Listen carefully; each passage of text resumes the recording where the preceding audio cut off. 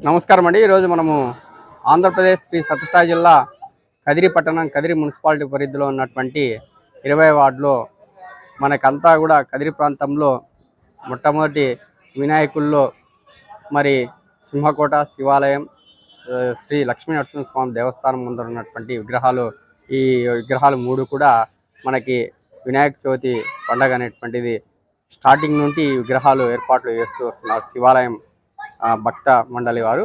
మరి దాంట్లో భాగంగా అతి పెద్ద ప్రతిమ ఈ గతంలో కూడా మనం చూసాం. దాదాపు 35-40 అడుగుల హైట్లో ఉన్నటువంటి వినాయకుడిని వీళ్ళే ఇక్కడే ప్రిపేర్ చేయించినటువంటిది. మరి ఈ సంవత్సరము వ్యవధి తక్కువ ఉండగా మరి అలంకరణలో చాలా బ్యూటిఫుల్గా ఇక్కడ నుండి దాదాపు 1 కిలోమీటర్ అంటే చౌక్ల వరకు వీళ్ళు అలంకరణ చాలా బాగా చేశారు.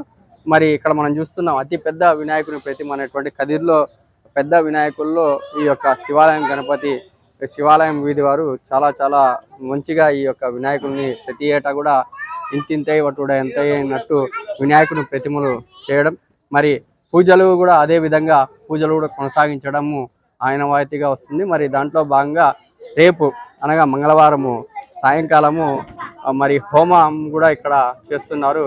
దీనికి ముఖ్య అతిథిగా మన కదిరి శాసనసభ్యులు కందుకొండ వెంకటప్రసాద్ గారు, మరి ఆయన సతీమణి యశోదాదేవి గారు ఇద్దరు కూడా హాజరవుతారు. మరి అలాగే ఈ వినాయకుని ప్రతిమలు అనేటువంటివి ప్రతి ఏటా కూడా చాలా స్ఫూర్తిదాయకంగా ఒక మెసేజ్ ఓరియంట్గా కదిరి ప్రాంతంలో అందరూ కూడా మొత్తం ఈ ప్రాంతంలో నివాసం ఉండేటువంటి ప్రజలు కావచ్చు, కదిరిలో నివాసం ఉండేటువంటి ప్రజలు కావచ్చు, 36 వార్డులలో కావచ్చు, వివిధ ప్రాంతాల నుండి కూడా ఈ వినాయకుడిని దర్శించుకోవడానికి వేలాది మంది భక్తులు ఇచ్చేస్తుంటారు. మరి దానికి తగ్గట్టుగానే వాళ్ళకి తీర్థ ప్రసాదాలు అందించడంలో ఈ యొక్క శ్రీ వినాయకుని ఈ శివాలయము ఉమామహేశ్వర స్వామి దేవస్థానం శివాలయం వినాయక భక్త మండలి వారు చాలా ఏటేటా కూడా చాలా మంచిగా పూజాది కార్యక్రమాలు, అందులో నిష్ణార్థులైనటువంటి వేద పండితులచే మంత్రోచ్చారణచే మరి ఈ వినాయకుని ప్రతిమ ఏర్పాటు చేయడం, మరి తదుపరి వినాయకుని దర్శనార్థం కూడా వీరు చాలా అట్టహాసంగా మంచి కార్యక్రమాలు చేస్తుంటారు. కల్చరల్ ప్రోగ్రాంలు కూడా వీళ్ళు అరేంజ్ చేస్తుంటారు. మరి అదే కాకుండా ఈరోజు మరి ముఖ్యంగా ఈరోజు 3వ రోజు, మరి ఈరోజు ఉట్టి తిరణాలు అనేటువంటిది కూడా వీరు ఏర్పాటు చేశారు. మరి ప్రతి ఏటా కూడా ఉట్టి తిరణాలు అనేటువంటిది వీరు శివాలయం వీధికి సంబంధించి ఈ శివాలయం గణపతి వాళ్ళు ఉట్టి తిరణాలని చాలా ప్రతిష్టాత్మకంగా వీళ్ళు చేపడుతుంటారు. మరి దాంట్లో భాగంగా మనకి ఏదైతే సాంస్కృతిక సామాజిక పద్ధతుల్లో ఏదైతే ఆచారం ఉందో, హిందూ ఆచారం ఉందో ఆ విధంగానే ఉదయము సాయంకాలం మేళతాళాలతో మరి గొప్ప నాదస్వర కచేరీ కూడా ఇక్కడ పెట్టి వాళ్ళు ఈ యొక్క ఏర్పాట్లు అనేటువంటివి ప్రతిరోజు కూడా మరి వీళ్ళు ఈ విధంగానే 5 రోజులు అంగరంగ వైభవంగా స్వామివారి యొక్క ప్రతిమ కావచ్చు, స్వామివారి యొక్క పూజాది కార్యక్రమాలు కావచ్చు, వేద పండితులచే మరి ఈ యొక్క కలశ ఇక్కడ మనం ఒకసారి గమనిస్తే కలశాలు అంటే కూడా వేద పండితులచే నిష్ణార్థులైనటువంటి వేద పండితులచే కలశము.